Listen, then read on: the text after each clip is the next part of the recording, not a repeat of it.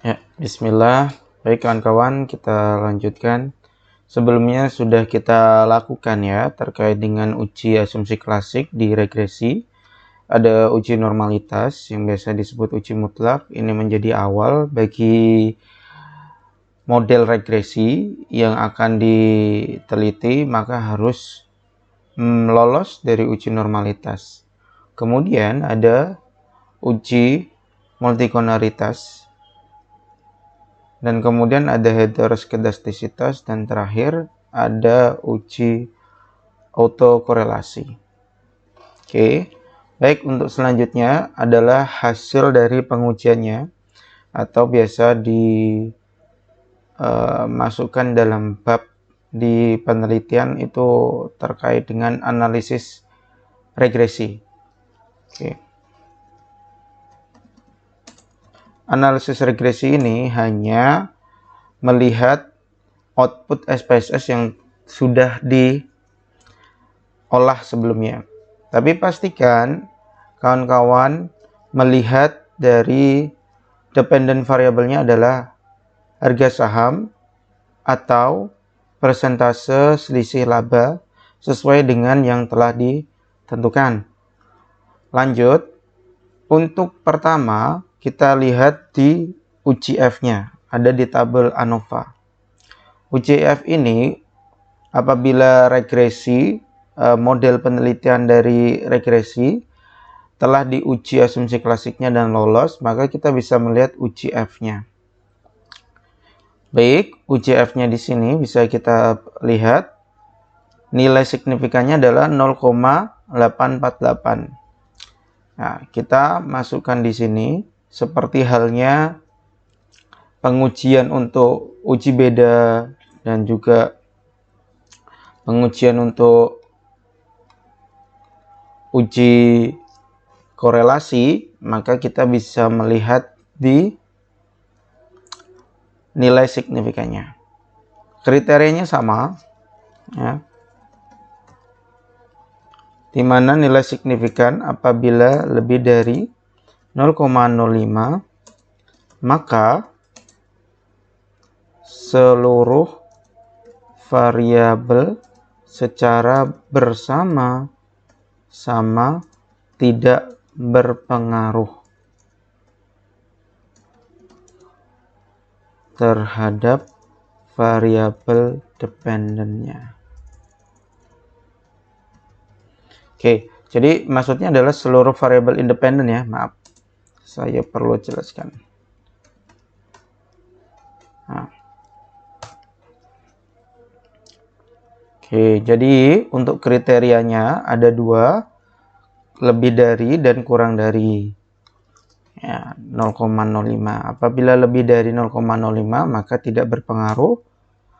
Apabila kurang dari 0,05 maka berpengaruh. Ya. Oke, seperti ini ya. Jadi kalau UCF ini disebut di sini adalah UCF atau uji model atau uji simultan. Nah, namanya banyak ya. Oke. Selanjutnya kita lihat di sini nilai signifikannya adalah 0,848. Maka masuk di bagian yang lebih dari 0,05. Maka dapat dikatakan bahwasanya seluruh variabel independen secara bersama-sama tidak berpengaruh terhadap variabel dependennya. Baik, ini nanti disesuaikan dengan hasil dari kawan-kawan semua. Kita lanjut untuk selanjutnya adalah uji T. Uji T di tabel koefisien yang di SPSS, pastikan dependennya adalah sesuai dengan variabel dependen yang diinginkan sebelumnya. Oke, kita bisa lihat nilai signifikannya di sini. Kita copy aja dulu. Masukkan. Di sini kita tulis uji T.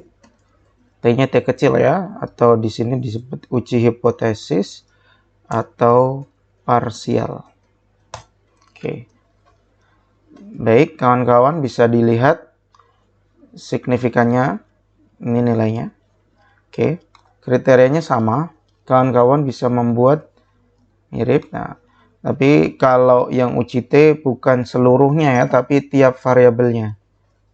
Nah, jadi nanti disesuaikan tiap variabelnya.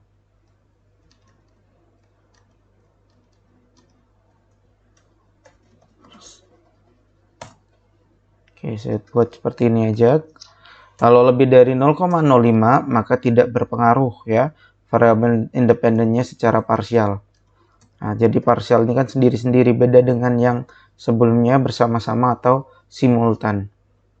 Oke, bisa dilihat nanti kalian membuat 3 dari hasil interpretasinya dari variabel ROA, DR, dan CR.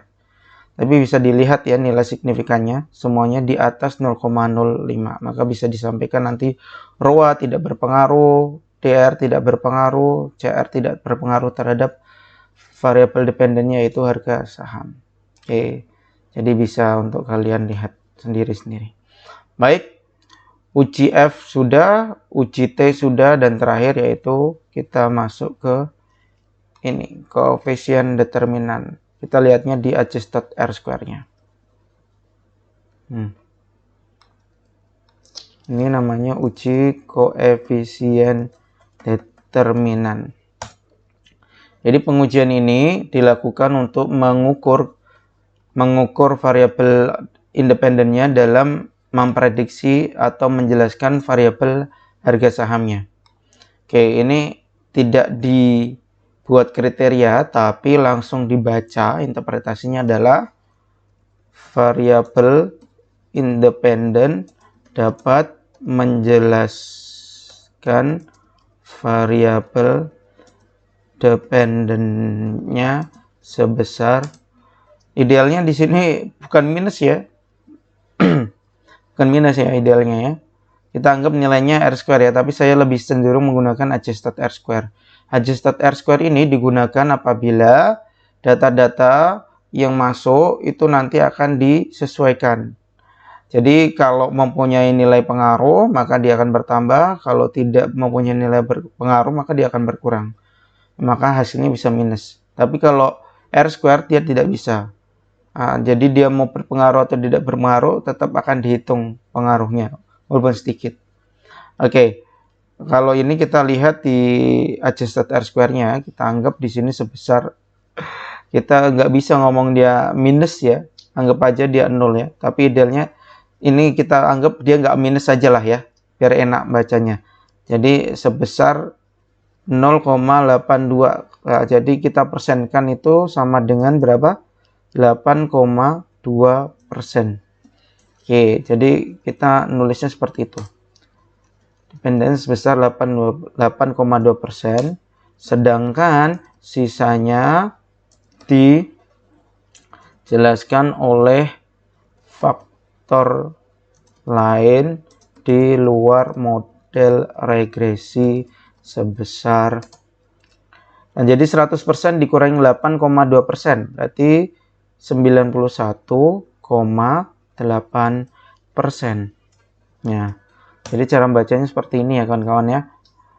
Oke, jadi variabel independen dapat menjelaskan variabel dependennya sebesar 8,2%. Jadi kayak variabel CR, DER, dan ROA ini dapat menjelaskan 8,2%, dan sedangkan sisanya dijelaskan sebesar 91,8%.